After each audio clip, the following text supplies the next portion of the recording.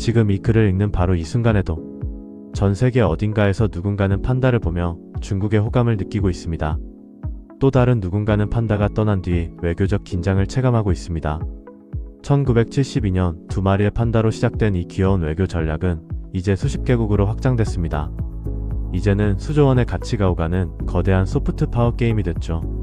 하지만 많은 사람들은 판다 외교가 정확히 뭔지, 어떻게 작동하는지도 모른 채 그저 귀여운 동물 뉴스로만 받아들이거나 아예 관심조차 두지 않고 있습니다. 소프트 파워, 전략적 임대, 외교적 레버리지, 문화 자산 같은 용어들이 어렵게만 느껴지시나요? 오늘 이 복잡한 판다 외교의 세계를 누구나 이해할 수 있게 풀어드리겠습니다. 그럼 지금부터 판다 외교에 관한 것을 하나씩 살펴보도록 하겠습니다. 일부 판다 외교란 무엇인가? 판다 외교는 영어로 팬더 디플로머시라고 합니다. 말 그대로 판다를 활용한 외교 전략을 의미합니다. 중국이 다른 나라에 판다를 보내거나 빌려주면서 우호적인 관계를 형성하고 유지하는 방식이죠. 커런시, 즉 화폐처럼 판다가 국가 간 관계의 매개체 역할을 한다고 보시면 됩니다. 이게 중요한 이유는 판다가 단순한 동물이 아니기 때문입니다. 우리가 흔히 보는 판다 이미지, 흑백의 털에 대나무를 먹는 그 귀여운 모습이 있잖아요. 사실 그건 세계에서 가장 효과적인 외교 도구 중 하나입니다. 판다는 물리적으로는 동물이지만 정치적으로는 메시지를 전달하는 매체입니다. 마치 암호화폐가 디지털 코드이지만 실제로는 가치를 전달하는 것처럼요. 그냥 귀여운 동물인 것 같지만 국제관계에서 엄청난 영향력을 행사하고 있는 겁니다. 어떤 정치인이 연설을 해도 관심 없던 사람들이 판다가 비행기에서 내리는 장면은 뉴스로 챙겨봅니다. 그럼 이런 질문이 생길 수 있습니다. 그게 일반 동물원 교류랑 뭐가 다른데요? 좋은 질문입니다. 일반적인 동물 교류도 있습니다. 호주가 코알라를 보내고 인도가 코끼리를 선물하고 일본이 잉어를 보내기도 하죠. 하지만 결정적인 차이가 있습니다. 다른 나라의 동물들은 여러 곳에서 구할 수 있어요. 코알라는 호주에만 있지만 호주가 적극적으로 외교 전략으로 활용하진 않죠. 체계적이지도 않고 일관성도 없습니다. 그런데 판다는 다릅니다. 오직 중국만이 판다를 가지고 있습니다. 중국 정부가 직접 통제합니다.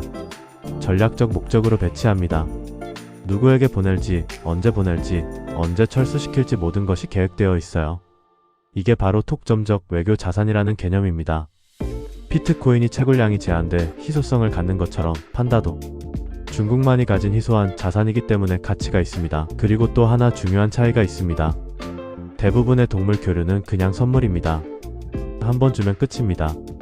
하지만 판다는 1984년 이후 임대 형식으로 바뀌었습니다. 이게 무슨 뜻이냐면 판다를 받은 나라는 매년 돈을 내야 합니다.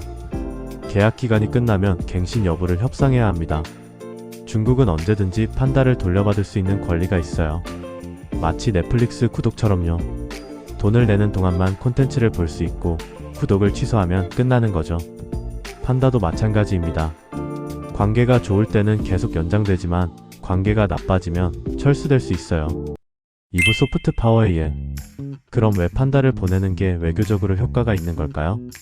이 질문에 답하려면 국제정치학의 핵심 개념을 조금 들여다봐야 합니다. 하버드 대학교의 국제정치학자 조셉 나이가 1990년에 자신의 저서 바운드 투 레드에서 소프트 파워라는 개념을 처음 제시했습니다. 나이 교수는 이렇게 말했습니다. 파워란 타인의 행동에 영향을 미쳐 원하는 결과를 얻는 능력이다. 그런데 여기에는 세 가지 방법이 있습니다.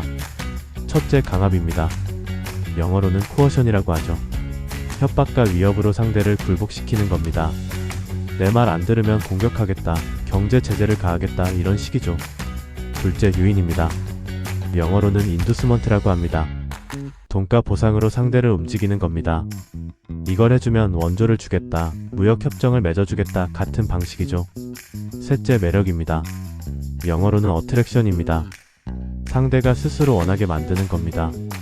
저 나라는 멋있어, 저 나라와 친하게 지내고 싶어라고 느끼게 만드는 거죠. 세 번째가 바로 소프트 파워입니다. 쉽게 비유하면 이렇습니다. 하드 파워는 내 말을 들어, 안 그러면입니다. 소프트 파워는 나를 좋아하지 않아, 우리 같이 하자입니다. 또 다른 비유를 들어볼게요. 여러분이 누군가에게 뭔가를 시키고 싶다고 해봅시다. 하드 파워는 총을 들이대는 겁니다. 왜? 안 그러면 쏜다. 효과적이긴 하지만 상대방은 여러분을 미워하게 되겠죠. 소프트 파워는 상대방이 여러분을 좋아하게 만들어서 자발적으로 협력하게 만드는 겁니다. 강제하지 않아도 알아서 도와주는 거죠. 장기적으로 보면 이게 훨씬 효율적입니다. 나의 교수에 따르면 소프트 파워는 세 가지에서 나옵니다. 첫째, 그 나라의 문화입니다. 할리우드 영화, K-팝, 일본 애니메이션 같은 것들이죠. 문화가 매력적이면 그 나라에 대한 호감이 생깁니다. 둘째, 정치적 가치입니다. 민주주의, 인권, 자유 같은 가치가 보편적으로 존경받으면 그 나라의 소프트 파워가 강해집니다. 셋째, 외교 정책입니다. 다른 나라들이 정당하다고 느끼는 정책을 펴면 존경을 받게 되죠. 냉전 시대를 생각해보세요. 미국은 군대를 보내는 대신 재즈 음악가들을 세계 곳곳에 파견했습니다.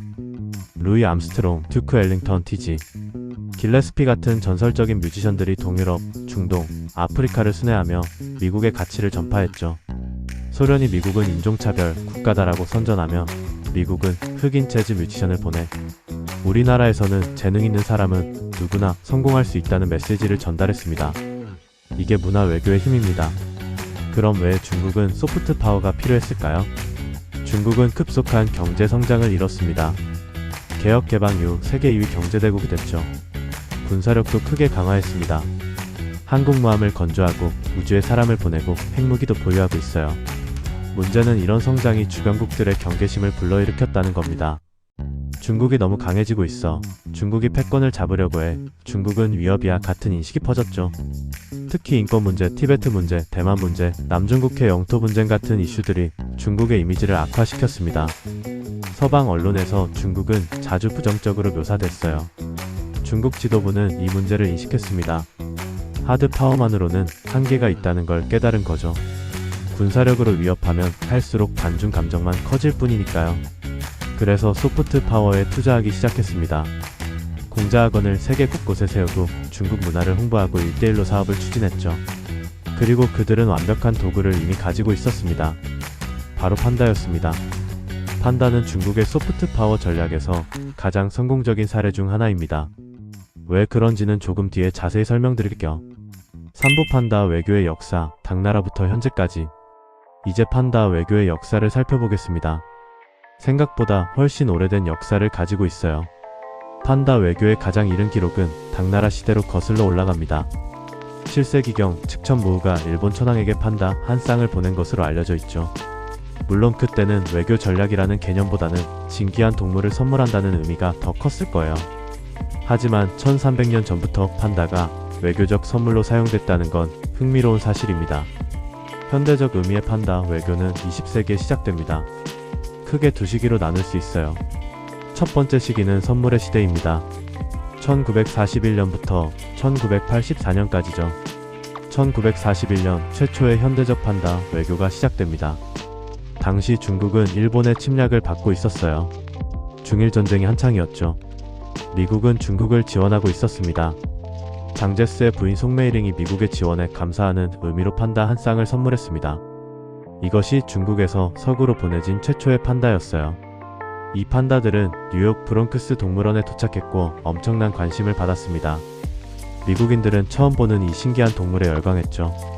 1949년 중화인민공화국이 수립된 후 마오쩌둥이 이끄는 공산당 정권은 판다를 새로운 방식으로 활용하기 시작합니다. 1950년대와 60년대 중국은 사회주의 동맹국들에게 판다를 선물했습니다. 가장 먼저 받은 나라는 소련이었어요.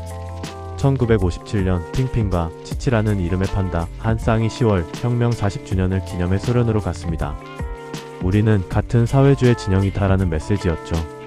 1965년에는 북한에도 판다가 갔습니다. 1972년에는 일본에도 보내졌고요. 이 시기 판다는 순수한 이념적 선물이었습니다. 그리고 역사적 순간이 옵니다. 1972년입니다. 그해 2월 리처드 닉슨 미국 대통령이 역사적인 중국 방문을 합니다. 이건 정말 충격적인 사건이었어요.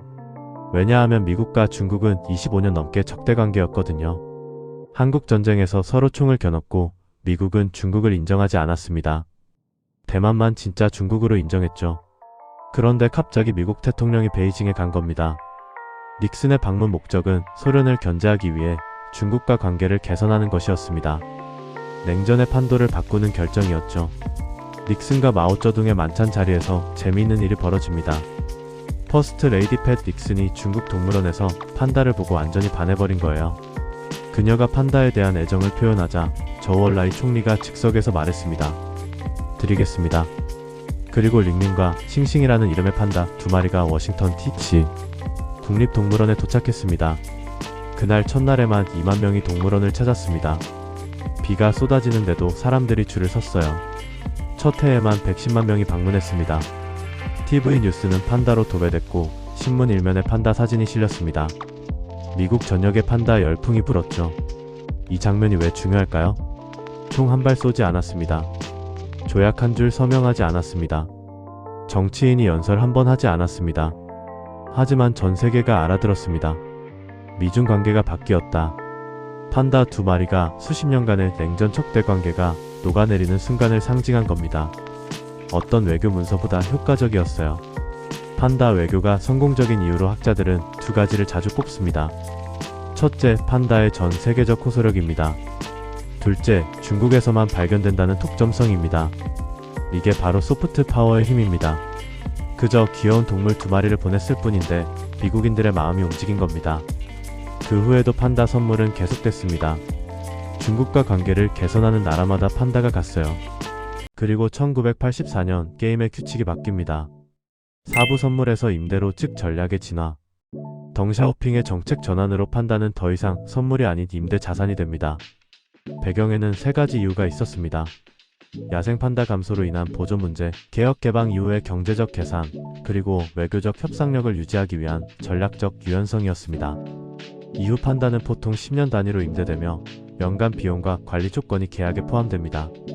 해외에서 태어난 새끼 판다 역시 중국 소유로 일정 기간 후 귀환합니다.